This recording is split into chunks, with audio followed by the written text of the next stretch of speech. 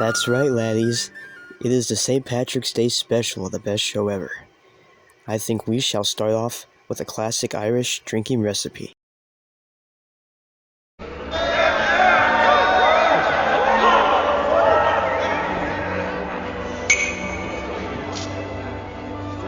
Cheers, Nick!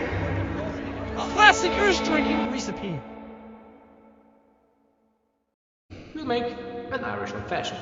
And here's what you need. The black barrel will of course be the base, but instead of simple syrup, we'll use Benedictine herbal liqueur. For bitters, we'll use both Angostura and orange bitters.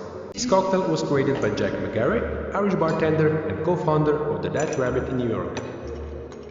Using Benedictine in an old-fashioned twist adds enough sweetness, but the addition of herbal notes set this cocktail apart from the original.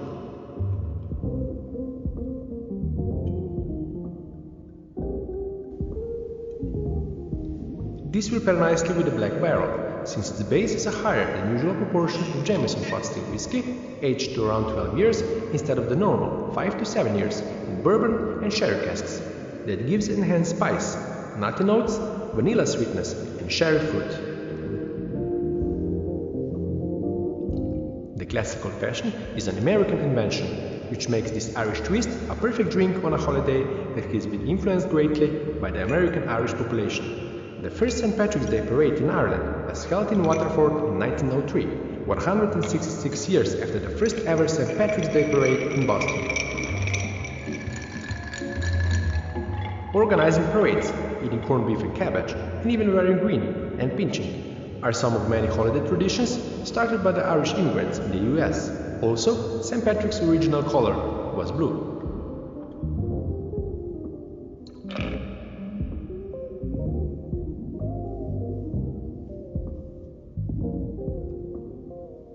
Let's give this Irish old-fashioned a try.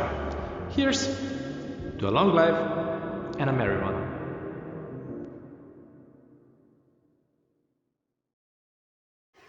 So now you got a great beverage to enjoy on St. Patrick's Day. Yeah, you do.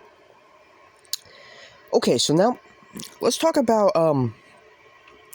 our favorite St. Patrick's Day cereal, Lucky Charms.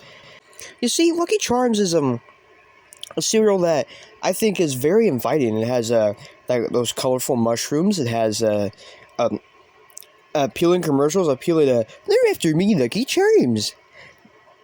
Sorry, my attempt at a very terrible Irish leprechaun accent. But those commercials and are so like just follow your nose, that's great stuff. I think Lucky Charms, if I'm not mistaken, has been around since like the 1940s, or what is it, around there? But the thing is, I think leprechauns actually in Irish mythos are actually very... Sorry, I'm having some Irish pizza. Because pizza was actually invented in Ireland. I don't know, I could just be making that up. But,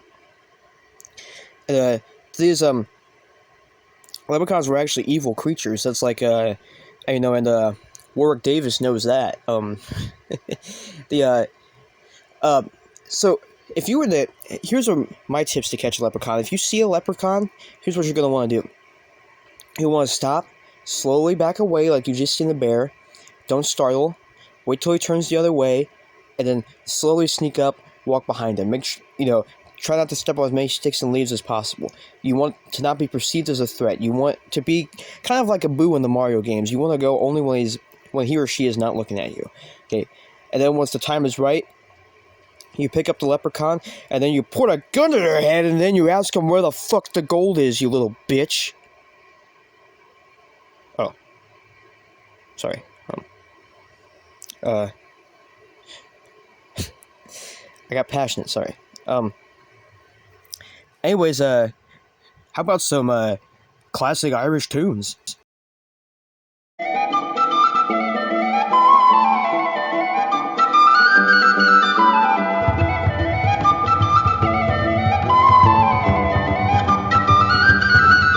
There's a county map to go with the wall of her. Let's stick in the shinty bowl.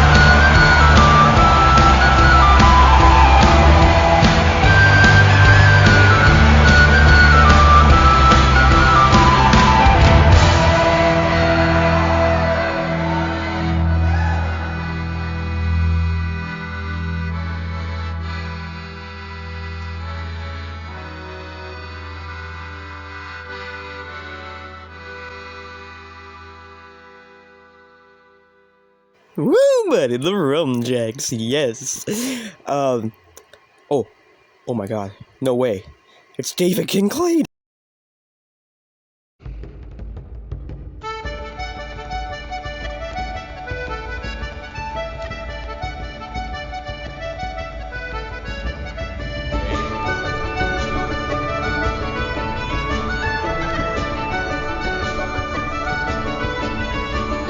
My name is Tim MacDonald, I'm a native of the Isle. Was born among old Erin's bogs when I was but a child. My father fought in '98 for liberty so dear. He fell upon old Vinegar Hill like an Irish volunteer. Then raise the harp of Erin, boys, the flag we all revere. We'll fight and fall beneath its folds like Irish volunteers. Then raise the harp of Erin, boys, the flag we all revere.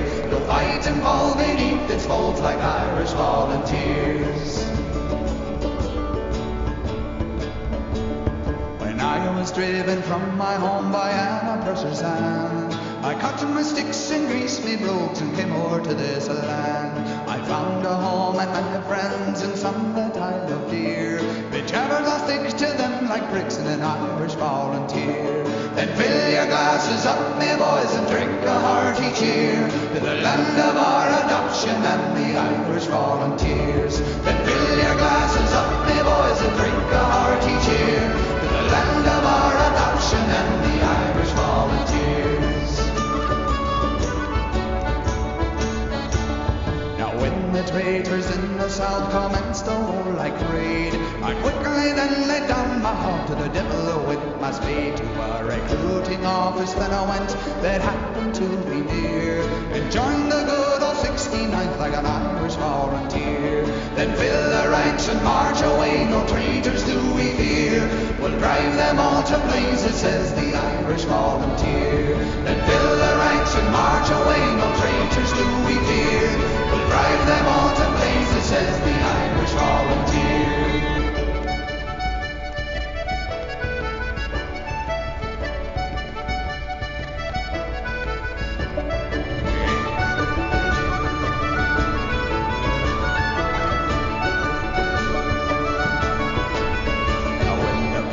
Wales came over here and made a hubbub. Oh, everybody turned out, you know, in gold and tinsel too. But then the good old 69th didn't like these lords or peers. They wouldn't give a damn for kings, the Irish volunteers. We love the land of liberty, its laws we will revere. But the devil take nobility, says the Irish volunteer. We love the land of liberty, its laws we will revere. But the devil take nobility, says the Irish volunteer. Now if the traitors in the south should ever cross our roads, we'll drive them to the devil as St. Patrick did the toads. We'll give them all short nooses that come just below the ears, made strong and good of Irish hemp by Irish volunteers. Then here's to brave McClellan, whom the army now reveres. He'll lead us on to victory, the Irish volunteers. Then here's to brave McClellan, whom the army now reveres. He'll lead us on to victory, the Irish volunteers. Now fill your glasses up, my boys, a toast complete with me. May Erin's harp and the starry flag united ever be. May traitors quake and rebels shake and tremble in their fears when next they meet the Yankee boys and Irish volunteers.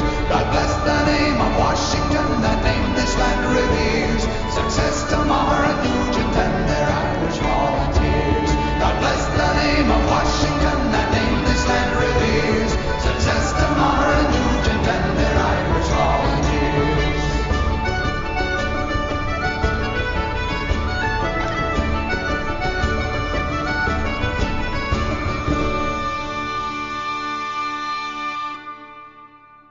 Like an Irish volunteer. Oh, sorry, that was catchy, man. His voice is like, man, it's like, it can fill a room. It's fucking amazing. Like, if only I had a voice like that, you know. Let me give it a try. Raise your heart and nimble boys, the fang beyond the fear. We'll fight beneath its folds like an Irish volunteer. What was that, Ethan? Just shut up and play the next song? Okay.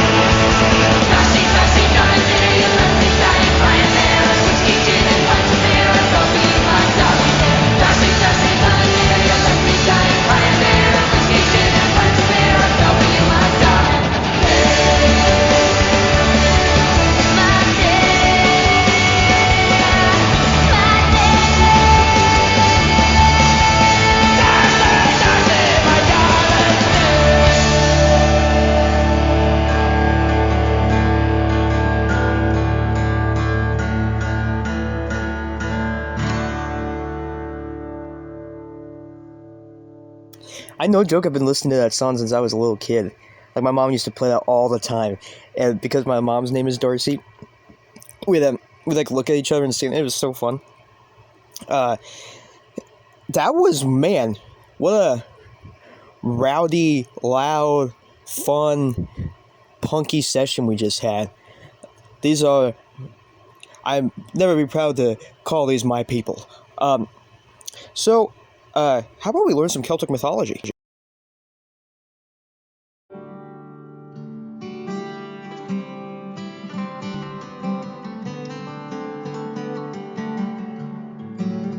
can't just accept the legendary accounts. Like, I can't believe, you know, that there was monsters living on the island and all of these things, because I haven't witnessed it with my own eyes. And what's interesting about this book, the one from 1726, written nearly 300 years ago, he considers these legendary stories, and he, I wouldn't say debunks them, but he he critically analyzes them and gives, in my opinion, some much better accounts for explaining these things.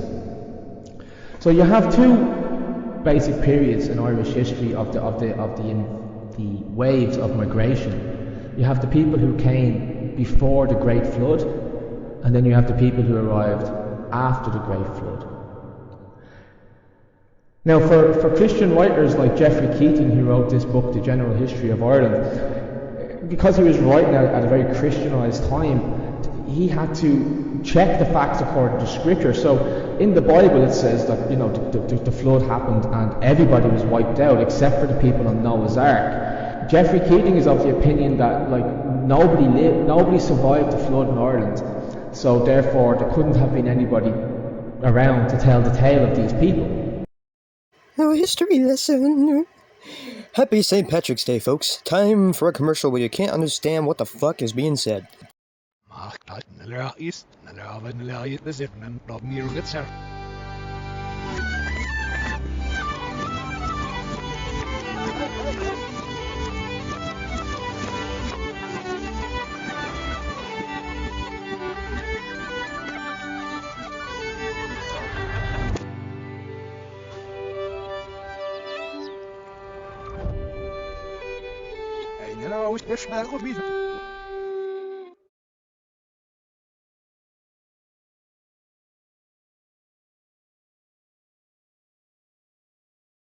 You have just finished listening to the best show ever by Diedrich Tucker. May your life be forever changed.